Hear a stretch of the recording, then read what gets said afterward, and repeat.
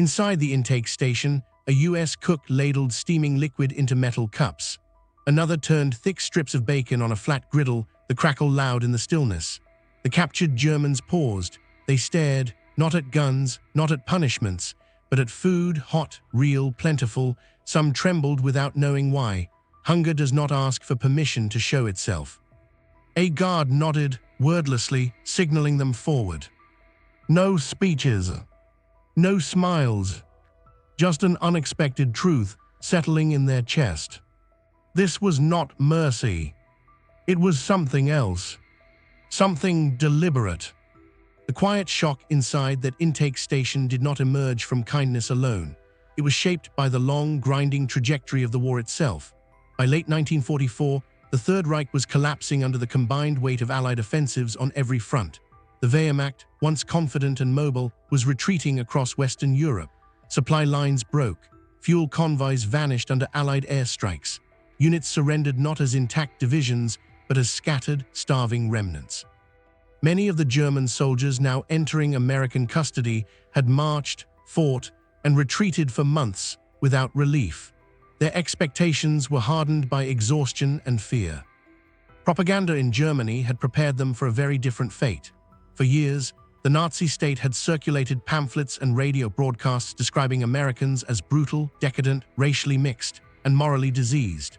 Soldiers were told that the United States had no honor, no discipline, no respect for prisoners of war. They were warned that capture meant beatings, torture, and slow starvation. The more the war turned against Germany, the more extreme these messages became. Fear was a weapon, a means to keep men fighting even when they no longer believed in victory. But the United States had its own framework shaping how it treated those who surrendered. The U.S. military adhered to the 1929 Geneva Convention, which required humane treatment of prisoners, shelter, medical care, adequate food, and protection from violence. This was not driven solely by moral principle. American leaders understood clearly that millions of their own soldiers might someday fall into enemy hands. Humane treatment was, in part, strategic reciprocity: treat captured Germans well, and hope American captives might receive similar treatment in return. Beyond that, Washington viewed compliance as a demonstration of legitimacy, a message to the world that the American war effort stood on the ground of law, not brutality. There was also a practical problem unfolding across Europe. Allied armies were capturing more prisoners than they could house anywhere near the front. Camps in Britain were filled. Temporary pens in France were overflowing. So the United States began transporting prisoners across the Atlantic. Between 1942 and 1945, roughly 425,000 German POWs were shipped to camps inside the continental United States. They traveled by guarded trains, guarded convoys, and military transport ships, sometimes under submarine threat. For many, stepping onto American soil felt like crossing into another world. The camps themselves were not small stockades or improvised barns. They were vast, regulated compounds built in rural and semi-rural areas. The U.S. placed them away from major cities, partly for security and partly to avoid public tension. Many camps sat alongside open fields, farmland, and forests. Barracks were simple wooden buildings, often insulated only enough to hold heat in winter and reflect some heat in summer. Fences encircled the camp perimeter. Guard towers rose above the open spaces. Floodlights washed the fence lines at night, but inside the wire, movement was controlled without constant aggression.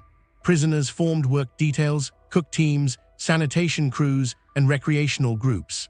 Life was not easy, but it was structured, predictable, and stable compared to the chaos of the front. Food supply was a critical element.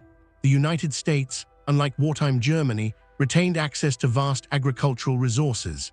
American soldiers and prisoners alike ate better than many civilians in Europe. The War Department established standardized rations for POWs: bread, potatoes, vegetables, meat, butter when available, and always coffee. This abundance was not accidental. American planners understood that hunger breeds unrest, violence, and escape attempts. A fed prisoner is calmer, more compliant, and less likely to resist internal order. Security measures were strict but not theatrical. Guards were trained to avoid unnecessary confrontation. The message was clear: discipline, not cruelty. Escape attempts did occur, but most ended quickly.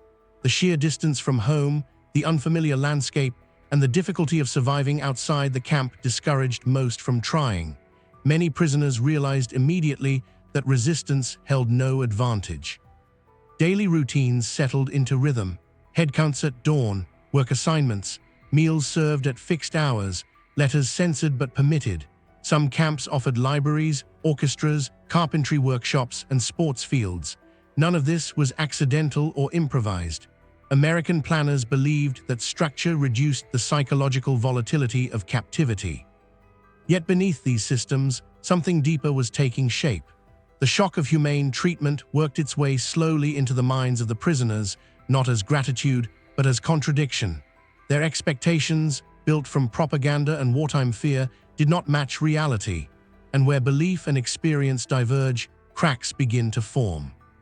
To understand the full effect of this, one must examine the strategic thinking behind the treatment, the subtle use of comfort, stability, and routine as instruments of influence. The U.S. War Department understood that a prisoner's mind did not end when the rifle was laid down. Captivity was not only a state of confinement, it was a psychological environment. The American approach aimed to create stability, predictability, and even small degrees of comfort, because these stripped away the emotional intensity that sustained wartime ideology. A soldier who no longer feared every moment was a soldier who had room to think. Reflection requires safety. And safety can quietly erode fanaticism. This stood in sharp contrast to other experiences across the war.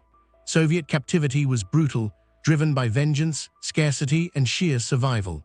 Many German soldiers who heard rumors of the Eastern Front prison camps feared them more than death. British camps, while lawful, were often harsher in tone, marked by ration shortages and colder living conditions caused by prolonged wartime strain. In comparison, the American system seemed almost unreal, not because it was luxurious, but because it was orderly and materially sufficient in a world that otherwise felt stripped of certainty. America's advantage was simple: abundance, food, space, fuel, clothing, manufactured goods. The United States was not fighting total war on its own soil. Its infrastructure was intact. Its farms were producing. Its factories were running. Where Germany rationed bread by grams, America served full plates. This abundance became a cultural signal as much as a nutritional one. It suggested a country that did not know famine, fear of collapse, or ideological desperation. And here lay the deeper strategic layer. Comfort could be a weapon, not to win affection, but to dissolve the emotional rigidity necessary to maintain unquestioning loyalty to the Reich. A soldier who no longer believed his enemy was monstrous could more easily begin to doubt the foundations of what he had once fought for. This subtle psychological ground would soon shape work programs, social dynamics inside camps, and the slow changes in how prisoners saw themselves. Now the human angles begin. The first angle begins with expectation, the emotional landscape the German soldiers carried into captivity. For many, surrender was not simply defeat, it felt like stepping into the unknown. Countless soldiers had heard stories repeated by officers, radio voices, and whispered conversations in trenches. They believed Americans would beat them, degrade them, starve them, or use them for forced labor until they collapsed. Some believed they would be executed quietly and unceremoniously. Propaganda had shaped an enemy of monstrous proportions designed to harden resolve. So when prisoners entered American custody and found no immediate violence, the shock ran deep. It was not relief, at least not at first. It was confusion, suspicion. The mind does not abandon fear instantly. It waits for the hidden cruelty, the moment when the mask slips. Many prisoners spent days braced for a blow that never came. This transition from fear to disorientation is where the psychological shift began. A soldier who expects brutality prepares himself mentally to resist, to hate, to endure. But a soldier who encounters structure and predictable treatment instead must confront internal contradictions. If the enemy is not the monster he believed, then what else might be untrue? These were not revelations shouted aloud. They occurred quietly, in private thought, late at night inside wooden barracks, when the noise of war was silent. Daily life inside the camps was simple, but the details mattered. Food was the most visible point of contrast. The Germans had marched hungry, they had fought hungry, they had surrendered hungry. To smell bacon on a stove, to hold warm bread in cold hands, to sip coffee that was not bitter substitute but strong and real, these were moments that reached beyond ideology. Bacon, butter, coffee, cigarettes, these items were not luxuries, they were signals, signals of abundance. Signals of stability, signals of a nation unbroken by war. Meals followed consistent schedules. Breakfast, midday meal, supper, not as feasts but as reliable sustenance. It was enough to regain weight, enough to restore strength. Cigarettes were rationed as well, and their distribution carried its own subtle influence. Smoking in camp was social, leveling, humanizing. It softened silence, eased tension, and allowed conversations to unfold naturally. Cigarettes were a currency of mood, not power. Every detail of daily life served a purpose. Predictable rations stabilized morale. Steady routines prevented desperation. Structured recreation, chess boards, soccer fields, instruments when available redirected energy into manageable forms. Even boredom played a role. A bored man has time to reflect, but not enough chaos to fall into despair or aggression. The camps were not comfortable, not free of hardship or loneliness. But they were places where survival did not require violence. And slowly, one realization settled across many German prisoners. The Americans were not trying to destroy them. They were containing them, managing them, studying them. This did not create gratitude. It created something quieter, but more strategically valuable: lowered resistance. Human expectation had met an unexpected reality, and the result was a psychological opening. Into that opening, the next layer of the system would move. With the initial shock of humane treatment settling into routine, the next phase of the American system emerged: the use of labor. Under the Geneva Convention, prisoners were permitted, even encouraged, to work, provided the tasks were not directly related to military operations. For the United States, this became a strategic advantage. The American home front faced severe labor shortages. Millions of able-bodied men were overseas, factories were operating at full capacity, and farms struggled to harvest crops on schedule. So German POWs were assigned to pick cotton in the south, cut timber in the northwest, repair roads, clean rail yards, and work on ranches and orchards across the Midwest. The work was not forced. Prisoners were organized into labor detachments, transporting under guard, and often supervised lightly once on site. For each day worked, they received a small wage, credited, not handed directly, which could be used to purchase extra goods: writing paper, soap, chocolate, cigarettes. Some wrote letters home describing their astonishment that they were being paid at all. These wages also established an idea that unsettled the ideological foundations of the Reich. An enemy who paid you for your labor was not the barbarian you had been trained to imagine. But not all prisoners responded the same way. Inside the camps, ideological divides emerged. A minority of committed Nazis sought to maintain control of camp culture, enforcing loyalty through intimidation. They formed internal hierarchies, held clandestine meetings, and attempted to punish those who adapted too easily to American routines. Some went so far as to threaten or attack fellow prisoners who expressed anything resembling admiration or curiosity toward the United States. The Americans recognized this internal struggle quickly. To counter it, they began implementing re-education programs aimed at those receptive to change.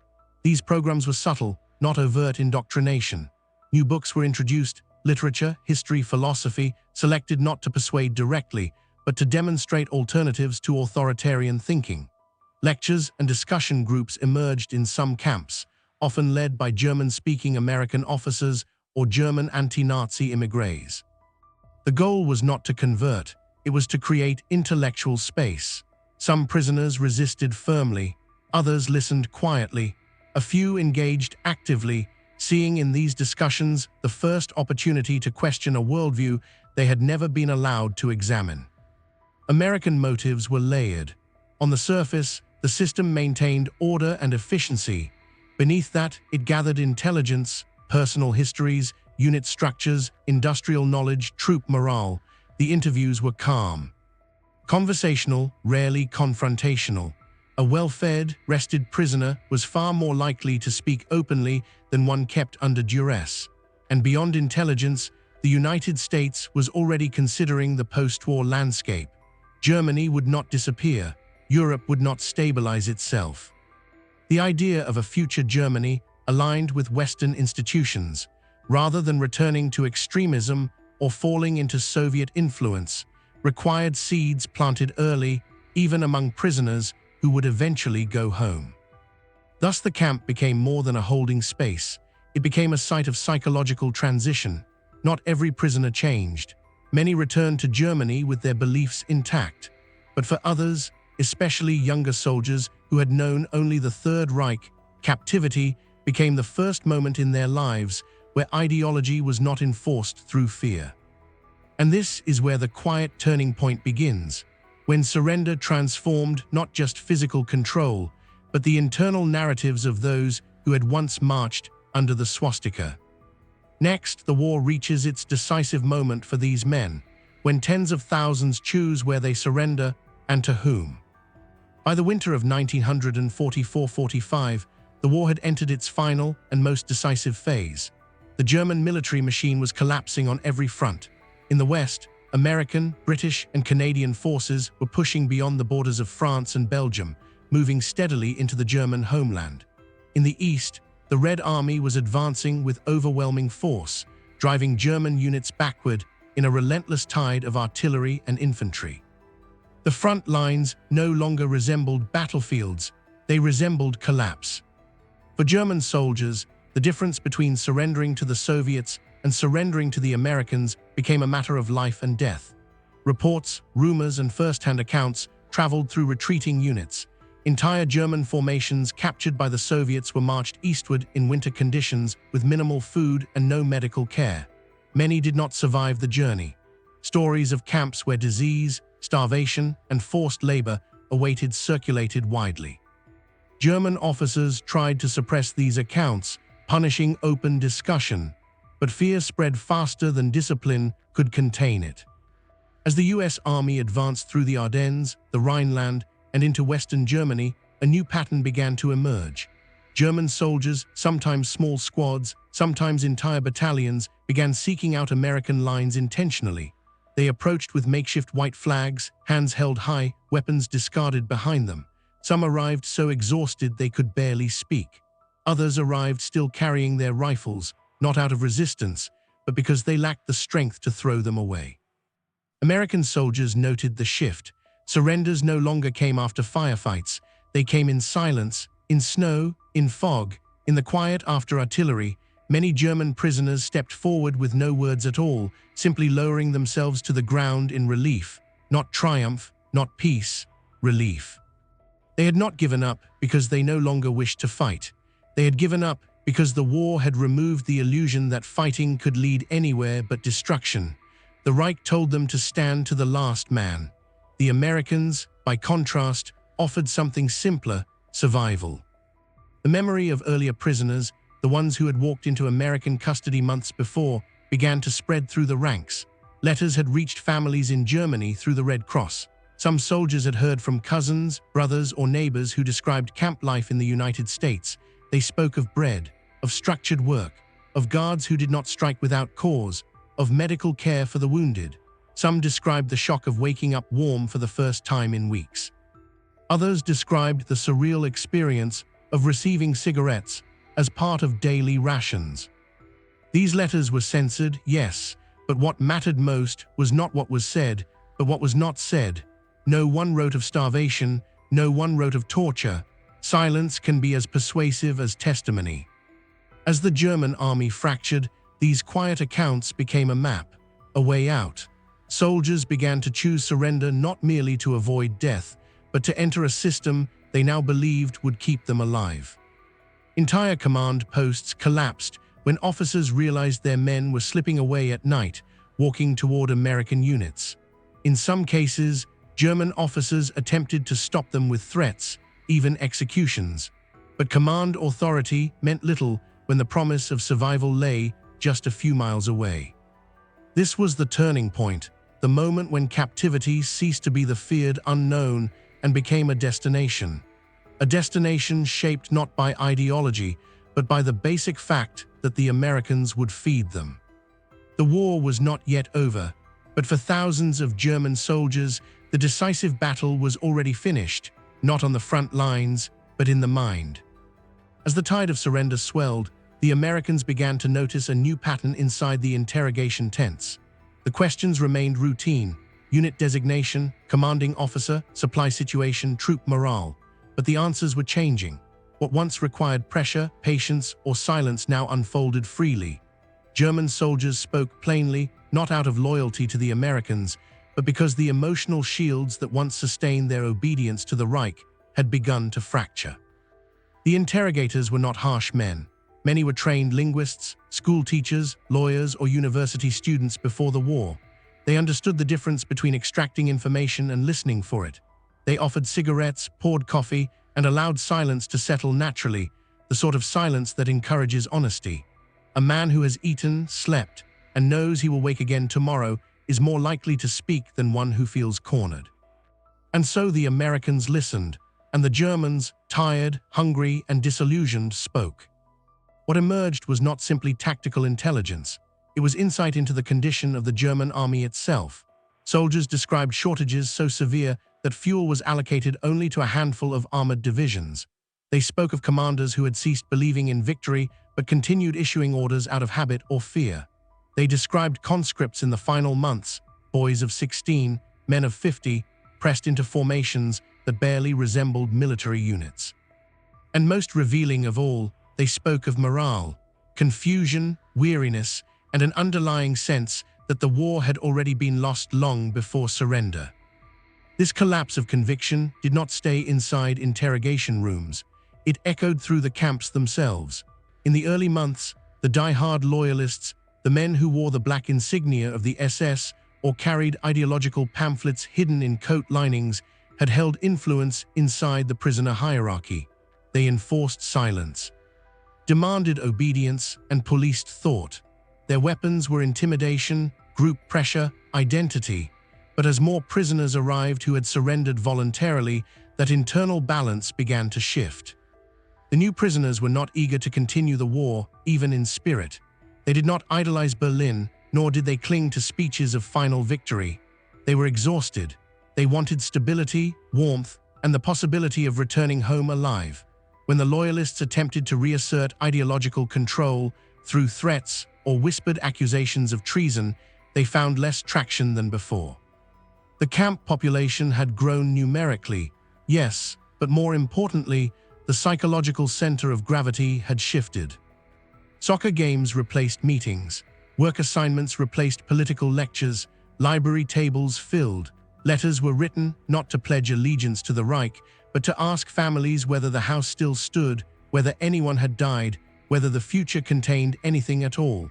The concept of loyalty itself had changed. It was no longer loyalty to a collapsing state. It was loyalty to survival. And the Americans noticed. They did not need to preach. They did not need to indoctrinate.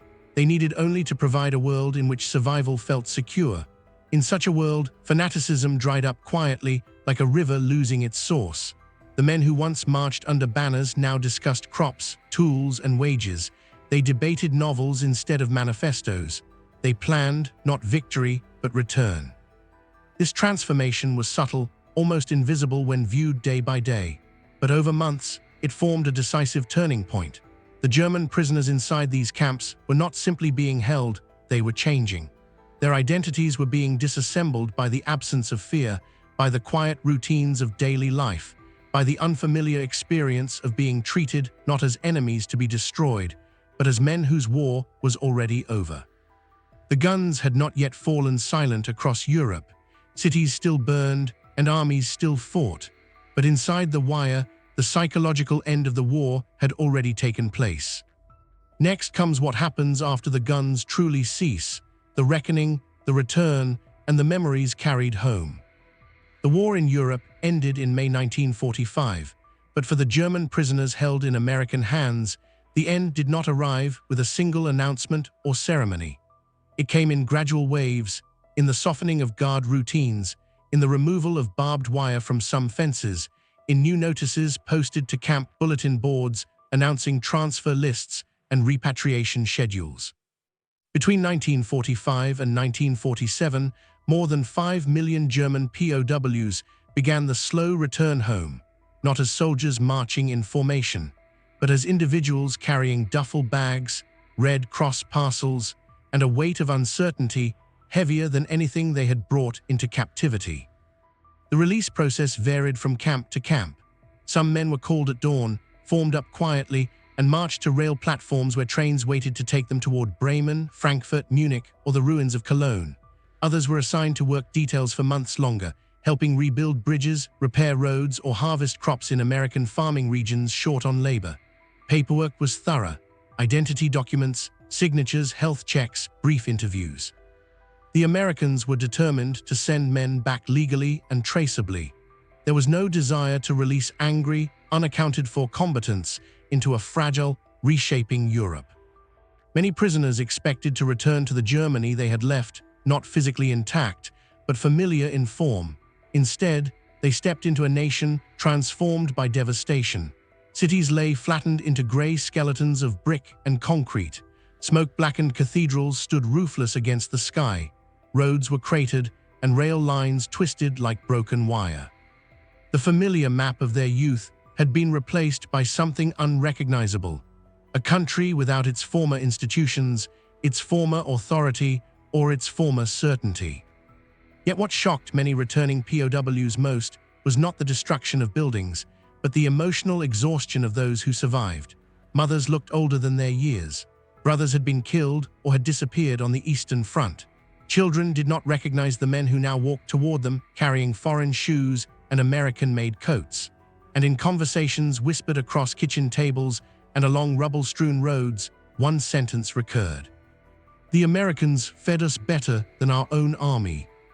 It was not spoken with pride, nor with gratitude, but with disbelief, a crack in the narrative of the regime many had once believed in. The myth that the Reich had been invincible, righteous, and inevitable had collapsed. In its place remained hunger, rubble, and a country that no longer knew who it was supposed to be. Former POWs brought home memories that did not align with propaganda. They had eaten regularly. They had worked, but not as slaves. They had played music, read books, and written letters. And they had witnessed that their captors, whom they had been told were barbaric enemies, were simply human, and in some respects more organized and humane than the government they had served. Their return did not conclude the war. It began a different kind of reckoning, internal, personal, and quiet. The long-term consequences of captivity did not unfold immediately. In the late 1940s and early 1950s, West Germany began to rebuild under the Marshall Plan, and a new political alignment emerged. The United States, once the enemy, now became a primary force in the reconstruction of Western Europe. For many former POWs, this alignment was not abstract strategy, it matched their lived experience. They had seen American organizational discipline, infrastructure efficiency, and a strangely pragmatic kindness during captivity. To them, the shift toward cooperation did not feel unnatural, it felt like continuity. At the same time, the memory of captivity was not shared uniformly. Some men spoke openly, describing soccer matches in camp yards, literacy classes, and the feeling of safety after years of chaotic retreat and defeat. They recalled guards who treated them as men rather than as expendable instruments of ideology. These accounts circulated quietly in taverns and family dinners, shaping a narrative of the war that was more nuanced than the official one. But others chose silence. For them, captivity represented not relief, but humiliation, not because of mistreatment, but because surrender itself had violated everything their training and identity had once been built upon. To admit that the American camps had been humane would require acknowledging that the Reich had lied. And so they buried their memories, speaking of weather and crops and work, but not of fences, interrogations, or the slow unraveling of belief. Within Germany, these dual narratives coexisted uneasily. Schools taught about the war in careful tones. Politicians avoided detailed discussions of personal culpability. Families formed private histories, some honest, some selectively erased. A former POW might raise his children to admire American stability and democracy, or he might raise them to distrust the world that had defeated him. The direction often depended not on ideology, but on whether the man had allowed himself to accept that the war had ended long before he returned home. Yet one transformation was unmistakable. The idea of America inside Germany shifted from distant abstraction to tangible presence. It became a force not only of military might, but of cultural influence: music, films, literature, consumer goods, universities, and new political models. The memory of captivity, whether spoken or silent, lived underneath this shift. The POW camps had not just held men, they had unwound a worldview. Where the next chapter of Europe led would depend on how many chose to rebuild and how many chose to remember. War does not reward sentiment, and it does not pretend to be moral. It is, at its core, a contest of destruction, endurance, and will. Armies move, cities burn, and nations reshape themselves with the pressure of force. Yet within the machinery of the Second World War, one of the most brutal conflicts in human history, something unexpected occurred inside the American POW camps. Power was exercised not through starvation, fear, or humiliation, but through structure, regulation, and an almost dispassionate sense of order. The treatment of German prisoners was not an act of charity. It was a strategic calculation. Well-fed men are easier to manage. Men who are treated predictably are less likely to resist. Individuals who are not broken retain the capacity to reassess what they once believed. The Americans did not need to win hearts. They needed stability, intelligence, and a future Europe that would not collapse back into fanaticism.